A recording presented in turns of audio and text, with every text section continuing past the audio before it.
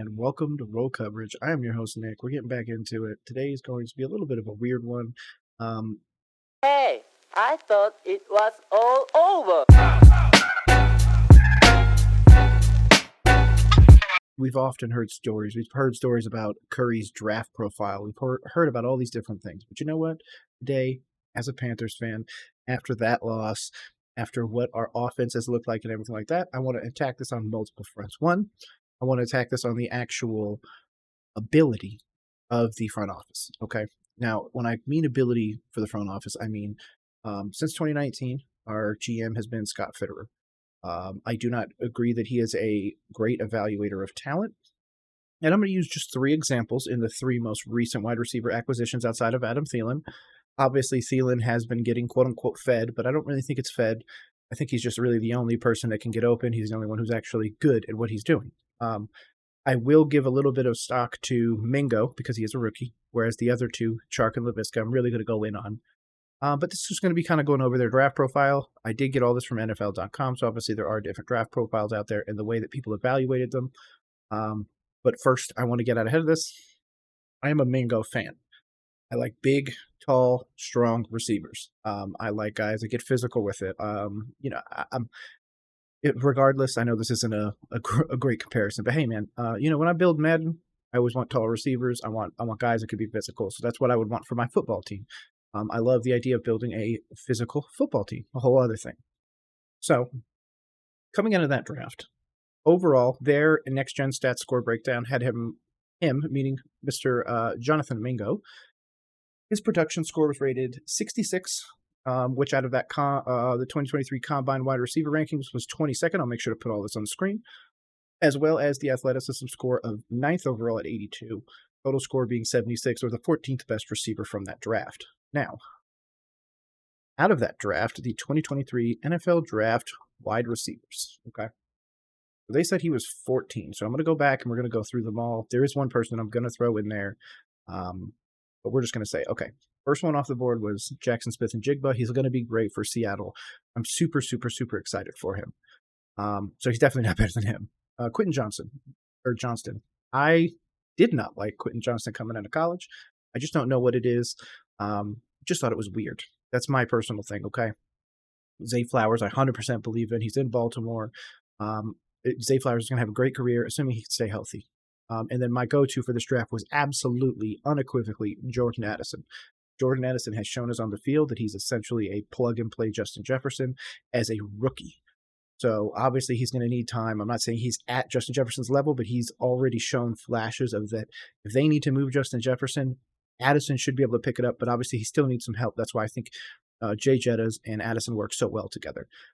Then we finally get to Jonathan Mingo. So he was the fourth taken. I don't know how to count. No, I'm sorry. He was 4 ahead of him. Jesus, not a good morning for me. But he was the fifth one taken off. Again, Ole Miss. I like physical. I like all that. But then after that, think of the ones that dropped. Now, obviously, there's not anybody too crazy, but there is somebody down there that, geesh, everybody missed on. Nobody, I don't remember hearing his name until he started going on his tear, but we'll get to him in just a second. Immediately after that, 8 or 9 spots later was Jaden Reed to the Packers. I don't really have an opinion on him so far. I'm going to be honest, I haven't watched a ton of Packers football. I've been kind of focused on my Panthers and a few other teams. But same thing. Next one, Rashee Rice. I thought Rashee Rice has had some decent moments, especially for the Chiefs, but obviously he's being elevated by the scheme. He's able to get some separation and everything like that, which is something that Mingo hasn't been able to do. Marvin Mims, he had a few really weird games. I think he had like a crazy 80-yard touchdown in like one of their first Broncos games. And people had no idea who he was. So that's an interesting one. Nathaniel Dale. And then the one that I said would be amazing, my number 2 out of this draft, other than like Njigba, Flowers and stuff like that, where I feel like they went to the perfect scheme, Jalen Hyatt. Now, I don't know how to say this without absolutely going after Giants fans, Giants, everything. But I would give up Laviska and DJ Chark right now for Jalen Hyatt and run Jalen Hyatt, Jonathan Mingo, and Adam Thielen, and I 100% think that would be an upgrade. But that's just me. I went big time on Jalen Hyatt. And just in case you guys don't know, I do 50 fantasy teams every year, 50. And he was drafted in every single one of my fantasy teams by me, including Jordan Addison. But those were the two big wide receivers I went no matter what. And it paid off, to be honest. I actually won a few games because I played Jalen Hyatt over like Drake London and stuff like that, and it really worked out. But again, we get down here. There's some other ones: Cedric Tillman, Downs, Tucker, Darius Davis, Charlie Jones, Tyler Scott, Justin Shorter, Davian Wicks. Interesting. And then we get to Puka Nacua. Now, obviously, nobody thought Puka would be as crazy as he is. In fact, let me pull up his draft. He was ranked 36 overall, 280th with a 38 grade.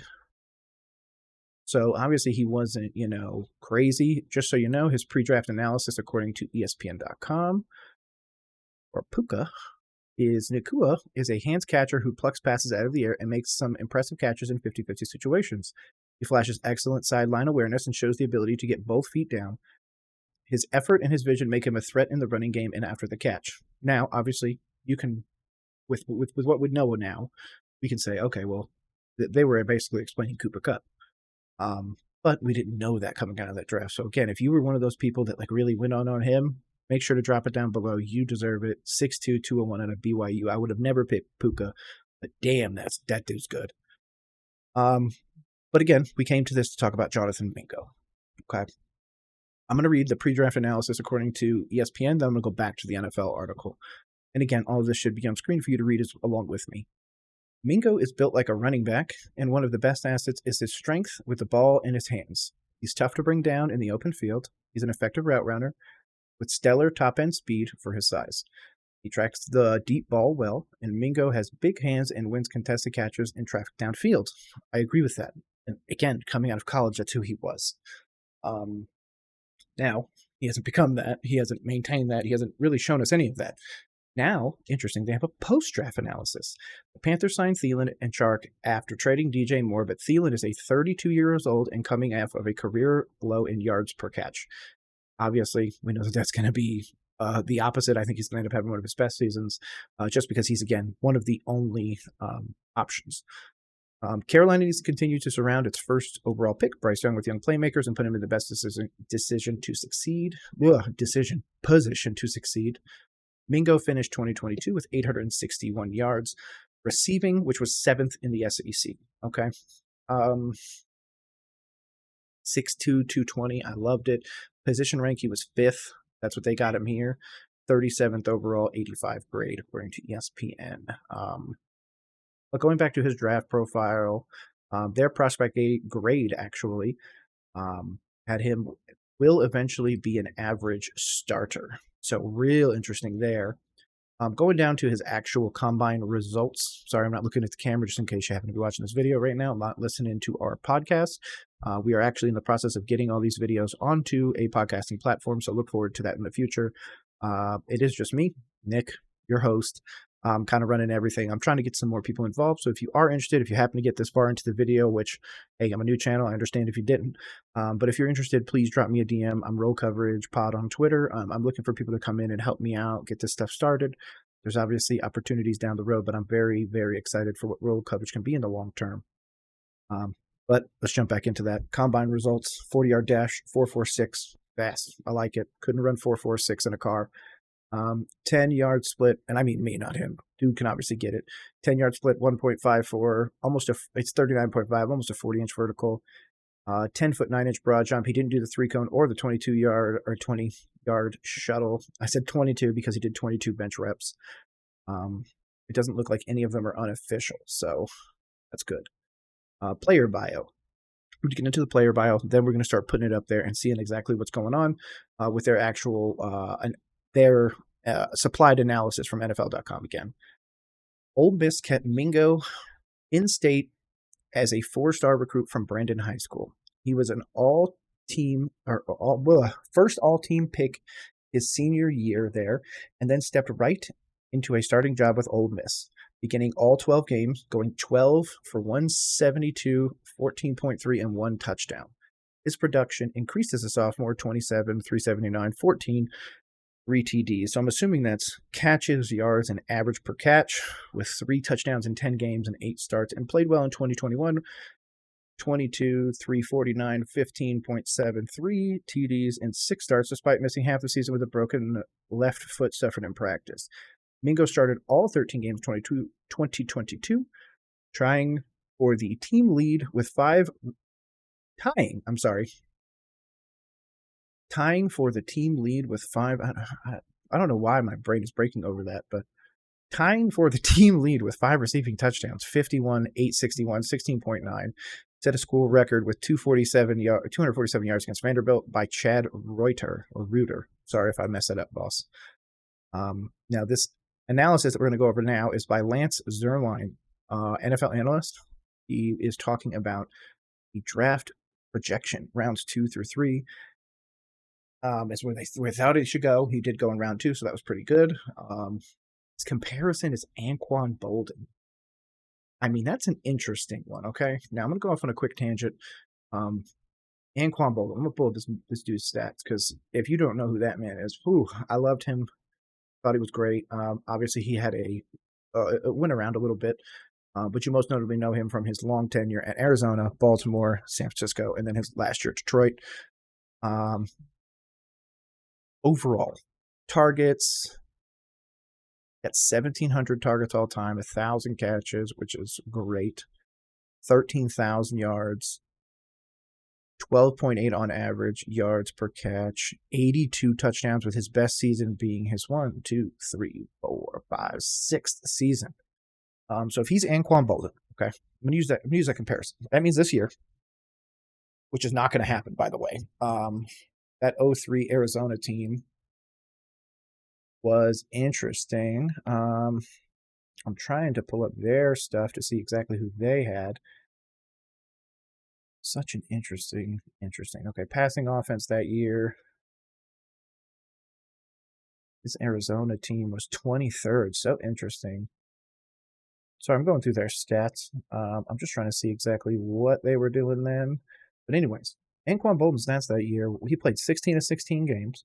He got 165 targets as a freaking rookie, okay? That's ridiculous. 1,300 yards, 8 touchdowns, 13.6 on average. His longest was a 71-yard catch. He's also had 5 rushes for 40 yards with 2 first downs. His total yards from scrimmage that year were 1,417. Oh, he also had 3 fumbles, but he also won the AP Offensive Rookie of the Year, and he made a Pro Bowl. No offense, that's not who Jonathan Mingo is, so that is immediately wrong. I obviously understand in the long term. I just don't think it's going to happen. He was also averaging 86.1 yards per game. I'm going to try and put that up here. In fact, I'm going to make sure that I do that now and make sure that you guys get all that. Now, moving forwards, this man is an interesting, I would say. Again, I like the big physical, but that's exactly what they're going to kind of break down here. And we're going to see exactly why what we're seeing now on the field as Panthers fans is something that was in the draft analysis, okay? Overview is a big, strong slot receiver possessing the mental and physical toughness to outperform his speed limitations. The career production is nothing special, but it's clear he's put in time and effort into his craft. He runs crisp, well-paced routes and ramps up his focus when it's time to get to the football. A lack of separation burst and long speed could make for more contested catches, but he has the body type and willingness for that work. Mingo can get tough yards after the catch and is an above-average blocker. He has the skill level and demeanor to become a starting slot receiver for teams using 11 personnel, meaning 3 wide receivers as their base offense. Strengths. This is going to be the strength-weakness part. It's going to be super easy. Should be on the screen for you now. Strengths. He has an imposing side with a muscular build. Easy to recognize as he spends time on his craft. Adequate footwork to slip press. Finds his top speed quickly and continues to play at that speed. Though we know that his speed is not the highest, he obviously can get there quickly. Very agile. Routes are run with attention to detail. Better on the route running. Works back aggressively to the throw. Stellar ball tracking and catch focus downfield. And makes use of his size and strength as a run blocker. I'm happy with all that. If that was what we were getting, I would be happy, but it's not coming on the field. Now let's see some of those weaknesses. And as some people are going to shout out Ben from, oh, geez. I always want to see Keep Pounding Podcast, but I'm always wrong. Keep Purring, Keep Purring, Keep Purring. I'm going to make sure I tag you in this, buddy. Yeah, you've brought up some great points and everything, kind of what should we do and everything. But this is just going to be my first part. It's going to be a 3-part video just so you're aware. And yeah, his weaknesses. Ordinary career production, lacks juice out of break to separate from tight man underneath. Feet are efficient but lacked suddenness. Unable to find a second gear to run down deep balls and needs to get head around quicker on seam and over routes. But I said ahead for some reason. I don't know. I'm interested in him. I like him. I think long term he could be good, but again, ordinary career production. If we're going for somebody in the second round, I need production. I need quality production for a long time. A lot of people are going to say, oh, he's, this, he's that, blah, blah, blah, blah, blah. But I'm going to be honest, he's just not it. I don't know what to tell you. And just so you know, according to this 6.27 rating, according to theirs here, will eventually be an average starter. An average starter? I could have gotten an average starter for a 4. I could have gotten, Mims from the free agency period and gone with that. I don't agree that this is the best option moving forwards. But again, I'm not going to go into it. Again, I'm a Mingo fan, but just reading this draft profile, seeing some of the plays, which again, people are going to send me clips of and everything. I just don't think he's it. If he's an above average or just an average starter, again, I can go get that anywhere. I can go to Tyler Boyd, who can make some splashes here or there. I can go get those pieces, but to spend such a high draft pick on that player kind of blows my mind. Obviously, we're looking at it. Sorry, I'm trying to type something in. We're looking at it as glass half full, or hindsight is 20/20 kind of thing. But think about this. Okay, I'm going to go into this draft. We're going to go to the second round.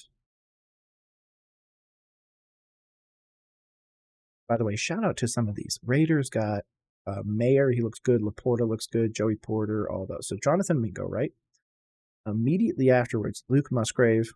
That doesn't look too bad. I actually like BJ Ojolari.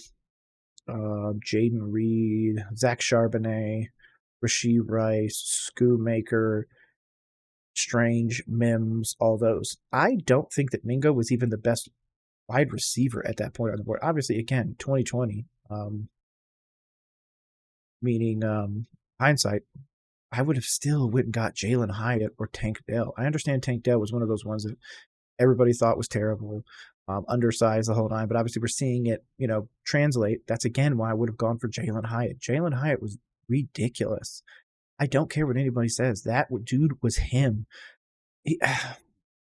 I truly believe that if Jalen Hyatt does not have an amazing career, it's going to be because the roster that he's on. But again, I'm going to conclude this here. This has already been a 18+ minute video before I started editing it.